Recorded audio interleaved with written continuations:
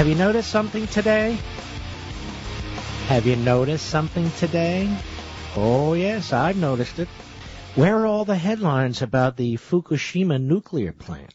Why aren't all the cable shows screaming loudly about the potential for a meltdown today? Oh, my God, the reactor can blow. What does that mean? I don't know. But we got this containment here, and that one cracks, the top blows off, and then if that one goes, the next one goes. Where's all the news?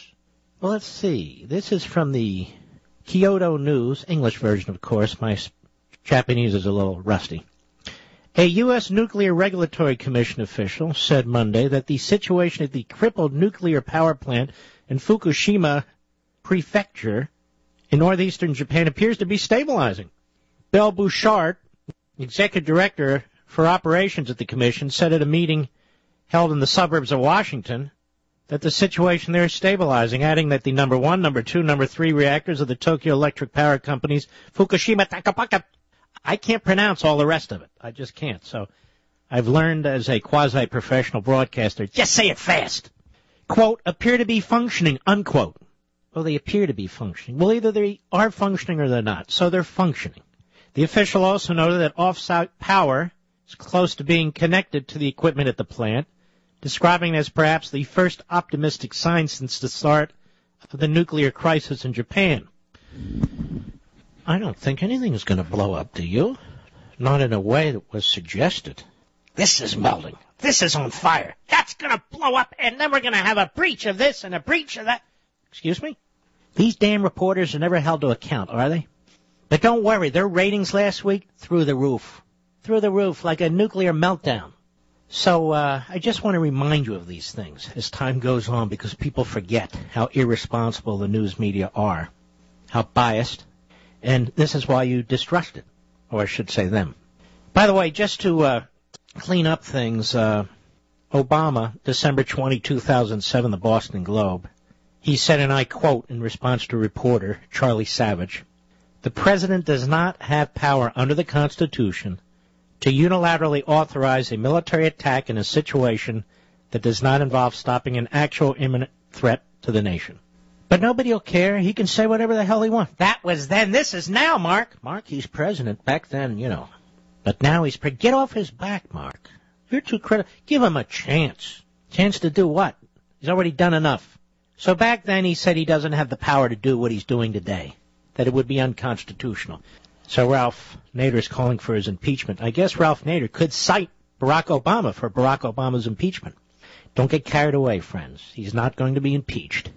Don't start that movement now. We have serious business to do. We have to defeat him and the liberals in his party who are coming up, and frankly the liberals in the Republican Party, or those who have not upheld their promises in the first instance when they got elected. I want to tell you a little bit more about Obama's health care reform. Come on, stick with me now. This affects you. If you get sick, I mean really, really sick, where do you go, Mr. Producer? If you get really sick, to the doctor? Wrong. Mr. Call Screener, you get really, really sick, where do you go? To the hospital. Yes, I know, it was a trick question. There are doctors there. But you go to the hospital, do you not? Well, we have a little problem under our new reform law that gives access to everybody and anybody, no matter who they are, what they are, if they have any money, they don't have any money. Everybody's welcome. Uh-oh. We may run out of some hospitals. Right here, I'm reading it in the Baltimore Sun by John Hartigan. And he says over the last few months, the Department of Health and Human Services has exempted a long list of unions and employers from an Affordable Care Act provision that would have made it too costly for them to continue some of their health care insurance plans. But in sharp contrast, HHS apparently doesn't intend to do anything at all about a new health reform mandate that could eventually force hundreds of badly needed U.S. hospitals to shut their doors. Now, people whine about the post office shut. I want my post office, despite the fact that we have stamps.com. And despite the fact that it's not a life and death situation. What about your hospitals being shuttered as a result of government policy? Many of these hospitals are already struggling to make ends meet because Medicare only reimburses them for 90% of what it costs them to take care of Medicare patients. It's actually worse than that. Sometimes they're denied altogether. But instead of helping them out, this rule change does the opposite.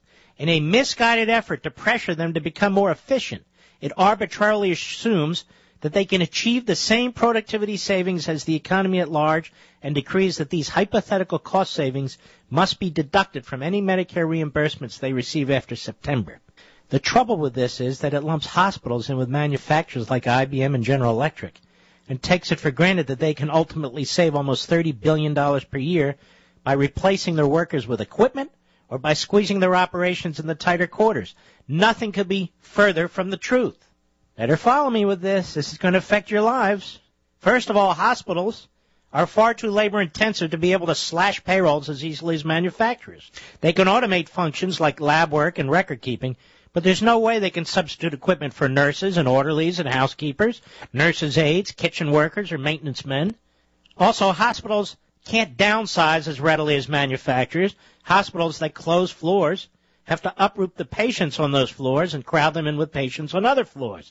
And there are obvious safety and tolerability limits to how far that kind of doubling up can be pushed.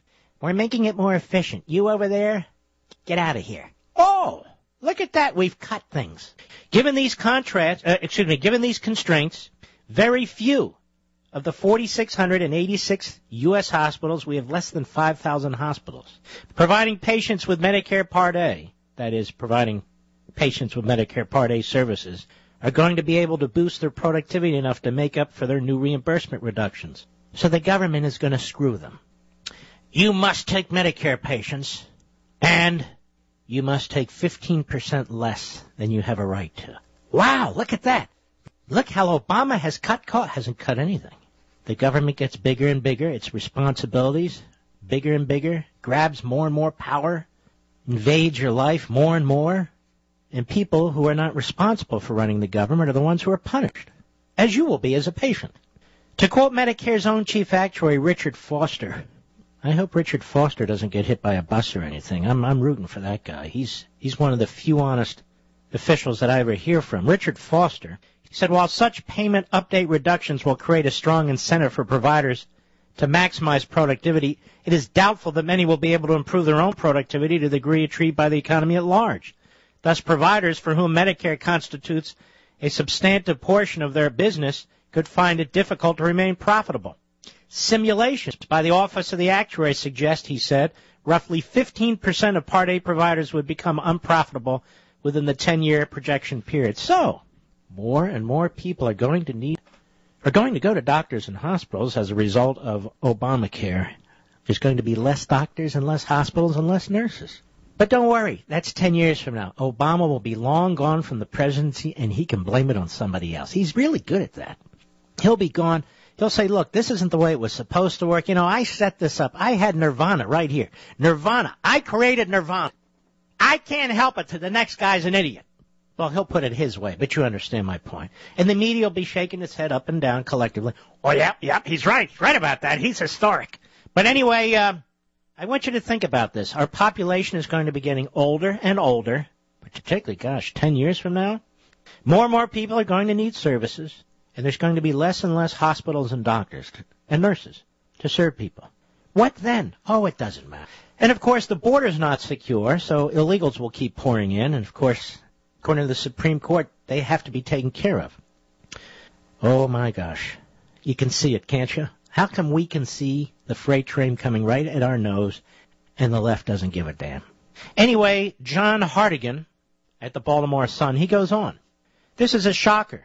What the actuary, Mr. Foster, is telling us is that deducting the legislated presumed productivity savings from Medicare reimbursements would gradually turn more than 700 of our hospitals, 700 out of 4686, into chronic money losers. And while he doesn't spell out what would happen with those hospitals, eventually they'd shut down.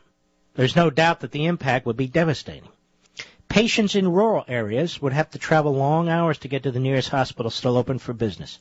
Patients everywhere would have to put up with critical shortages of beds, operating rooms, and ICUs, as well as badly overcrowded clinics and emergency rooms. You know, kind of like what happens in Britain and Canada and the other places that have embraced Nirvana. Not only that, care would almost certainly have to be rationed. Grandpa might not get his heart bypass. His daughter might not get her mammogram. His grandson would probably have to wait months for surgery to repair a sports injury. Writes Hardigan, a Chevy Chase resident, former vice president and general counsel of Technicon. Despite all this, HHS has no plans to intervene.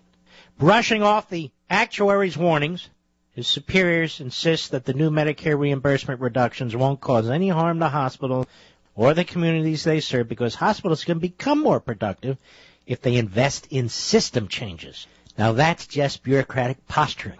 In order to survive the reductions, a typical 200-bed hospital would have to achieve long-term productivity savings of about $7 million per year with system changes. That ain't going to happen. And they know it ain't going to happen, and they don't give a damn. These people are committed to government-run health care because of what it does to you, the citizen, because it obliterates the U.S. Constitution, and it transforms our society. Remember what Berwick said, the guy that runs Medicare and Medicaid now? This is about redistributing wealth. That's what it's about. You folks are going to be punished. And according to the left, you deserve to be punished. You've had it good enough for long enough. Now they're going to fix things. You know, if you read the Communist Manifesto, oh, there he goes. Really, if you read the Communist Manifesto, you'll understand all of this. Even some on the left who are unwitting adherents in one form or another to the Communist Manifesto. The great Whittaker Chambers made the point that, and I paraphrase, liberalism is just another form of communism or Marxism. It really is. If you think about it, just listen to the way the left speaks about the successful, about redistributing wealth, about more government intervention, about tax cuts for the rich. These are all Marxist-like fortune cookie talking points. Where else did this come from? Anyway, we're going to have less hospitals and less doctors, ladies and gentlemen, unless the Republicans get the courage to actually try to defund Obamacare.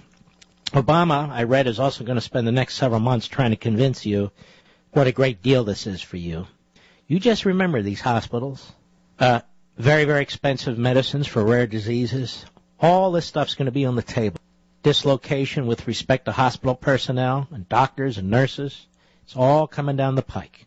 If you can tell me one damn thing the government runs efficiently other than a war, one thing, I'm open to hearing it. I'll be right back.